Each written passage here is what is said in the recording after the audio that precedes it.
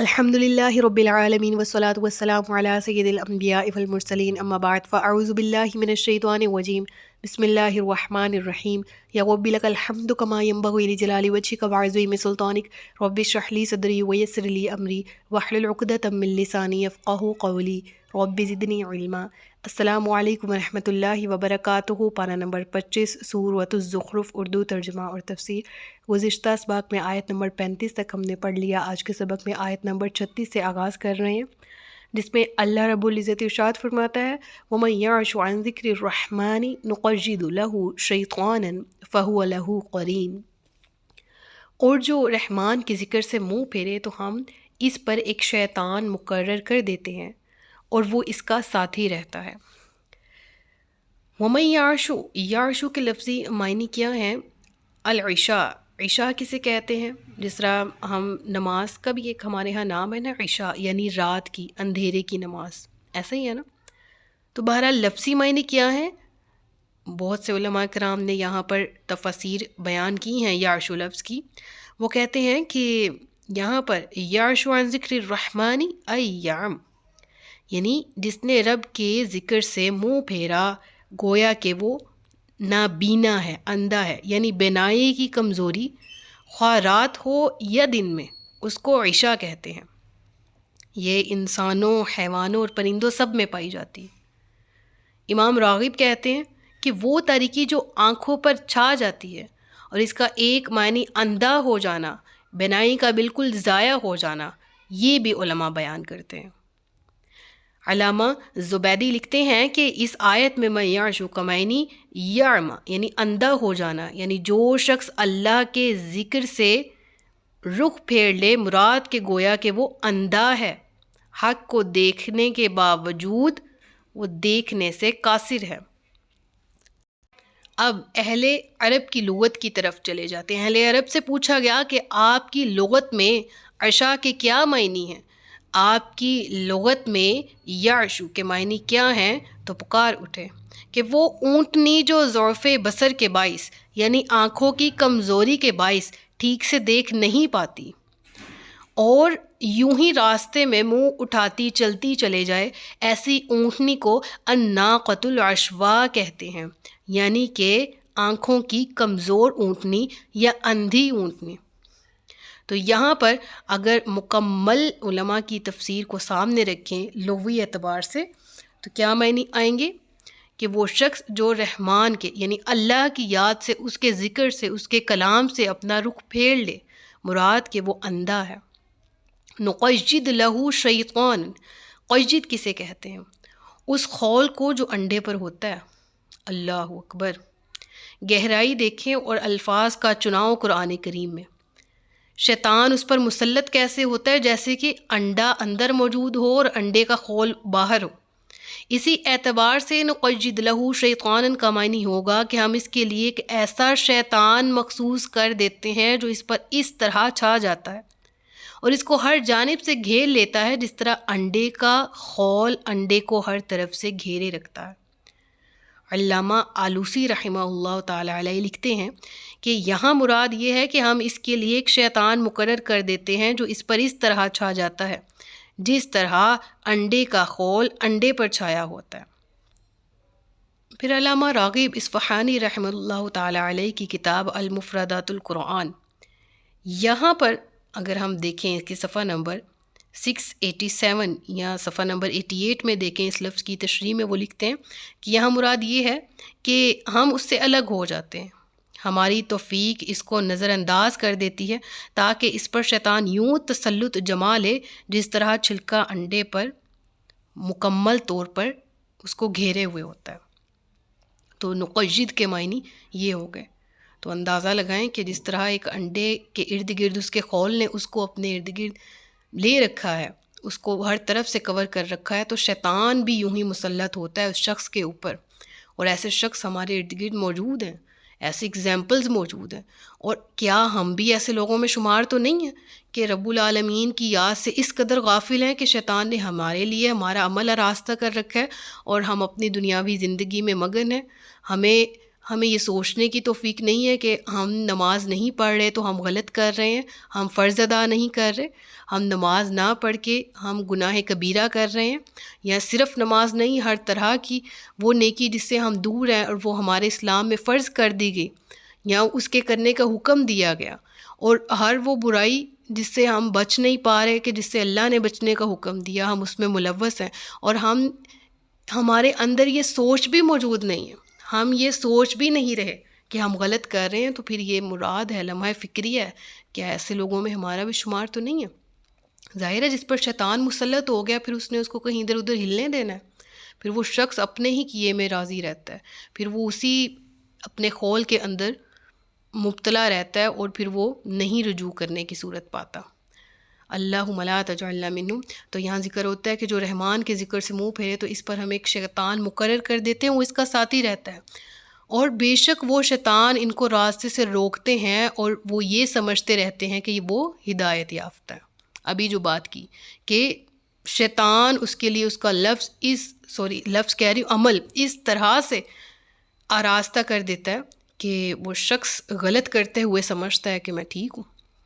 تو یہاں پر پھر وہی بات جس کی طرف میں توجہ دلانا چاہوں گی کہ ایک شخص گناہ کرتا ہے اور اس کے دل میں کھٹکا ہے کہ no I am not doing good, میں غلط کر رہا ہوں، میں وہ چیزیں کر رہا ہوں جس کا اللہ نے مجھے کرنے کا حکم نہیں دیا یا جن سے منع کیا ہے، میں وہ کر رہا ہوں، دل میں ان کو برا جان رہا ہوں نا، تو امید ہے اللہ کی رحمت سے کہ وہ شخص رجوع کر لیتا ہے، اس کے چانسز زیادہ ہوتے ہیں رجوع کے، جو گناہ کر رہا ہے لیکن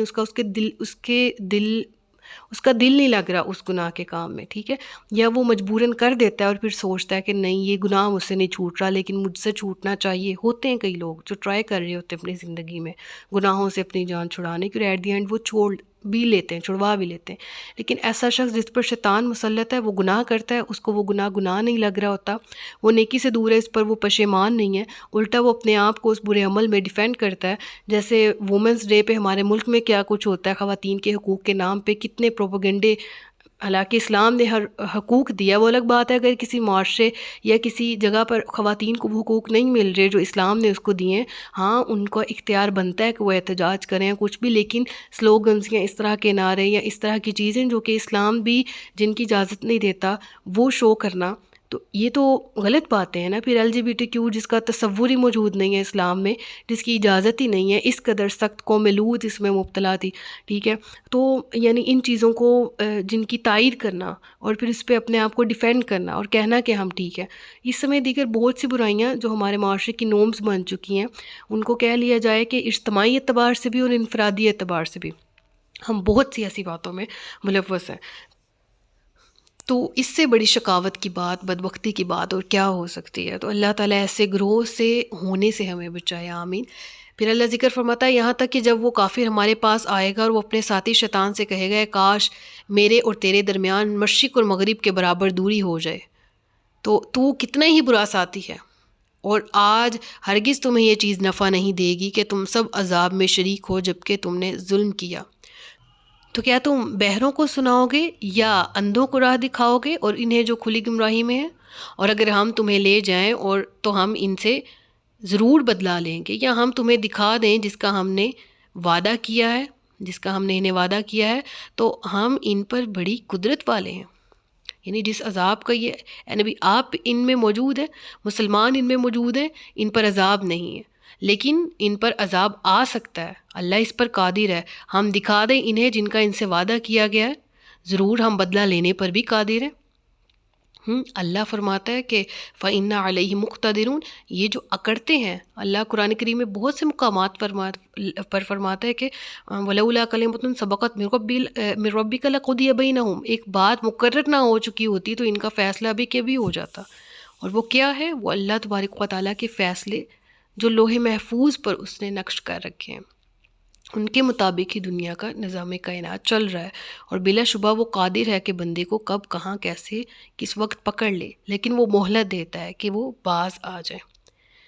فَاسْتَمْسِكْ بِالَّذِي أُوحِيَ إِلَيْكَ إِنَّكَ عَلَىٰ صِرَاطٍ مُسْتَقِيمٍ۔ کتنی میٹھی آیات، میٹھے الفاظ سے اپنے محبوب کو تسلی دی جا رہی، اے نبی آپ قائم رہیے اس پر جو آپ تک وحی کیا جا رہا ہے۔ مکہ کے حالات، مکی سورہ ہے، بہت مشکل حالات ہیں،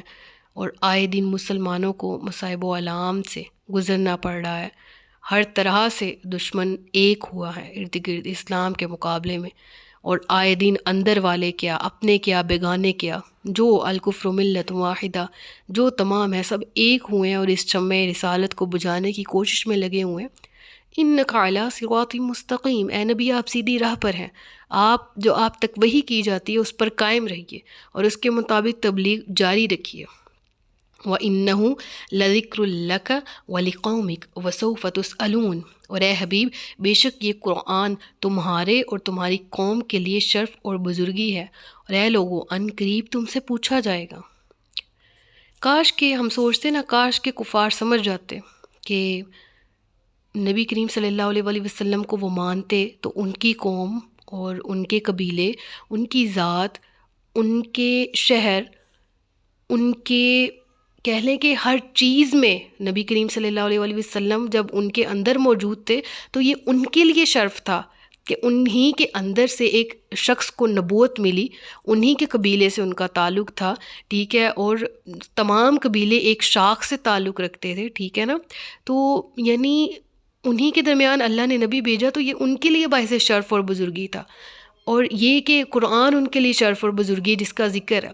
ہم سمجھتے ہیں نا کاش وہ جانتے، کاش وہ مانتے، انہوں نے کتنا برا کیا جنہوں نے جھٹلایا اور آج جہنم میں۔ تو یقیناً آج بھی یہ وقت ہے کہ ہمیں فیصلہ لینے کی ضرورت ہے کہ قرآن ہمارے شرف اور بزرگی کے لیے اترا، ہمیں بحیثیت بشر انسانیت کو کہہ لیں کہ عروج ملا قرآن کے ذریعے، بیٹیوں کو عروج ملا، عزت ملی، وقار ملا، معاشرے کو حسن ملا، ایک فرد کو انفرادی طور پر یا ایک جماعت کو اجتماعی طور پر جو عزت ملی وہ قرآن ہی کی مرہون منت ہے۔ اور آج ہمیں بھی یہ جانا چاہیے کہ یہ قرآن ہمارے لیے ما انزلنا علیک القرآن لتشقی، مشقت کے لیے نہیں ہے، یہ اپنی زندگیوں کو بہتر بنانے کے لیے ہے۔ کاش کہ ہم بھی جان جائیں۔ اور ہم نے تم سے پہلے اپنے رسول بھیجے، ان سے پوچھو کہ کیا ہم نے رحمان کے سوا کچھ اور معبود مقرر کیے ہیں جن کی عبادت کی جائے؟ اور بالکل ایسا ہی یہ عرب کے لوگوں کے لیے کویشچن چھوڑا گیا کہ آپ سے پہلے جتنے رسول آئے دیکھو، اور وہ یہود وہ نصارہ جو اپنے پیغامات پر اپنے دین کو انہوں نے خلط ملط کر کے اپنے باطل نظریات اور عقائد اور اپنی شقاوت کی وجہ سے رسول اللہ کی تبلیغ کو نہیں مان رہے تھے، تمام کے لیے ایک اوپن کویشچن رکھا گیا اور کہا گیا کہ کیا تم سے پہلے، یعنی رسول اللہ کو تو تم جھٹلا رہے ہو، اس سے پہلے کسی نبی نے اللہ کے سوا کسی اور معبود کو کی پرستش کرنے کی اجازت دی ہے جو تم کر رہے ہو؟ یقیناً ہر نبی کا پیغام توحید ہے، اور رسول اللہ بھی اسی پیغام کے ساتھ دنیا میں تشریف لائے، لہٰذا اللہ وحدہ لا شریک ہے، اسی الہ کی عبادت کی جائے۔ صدق اللہ العلی العظیم و صدق رسولہ النبی الکریم۔ سچ فرمایا اللہ نے جو عظمت والا ہے۔ اپنا بہت سا خیال رکھیے گا، مجھے دعا میں یاد رکھیے گا۔ تاجدار ختم نبوت زندہ باد، پاکستان پائندہ باد۔ السلام علیکم ورحمۃ اللہ وبرکاتہ۔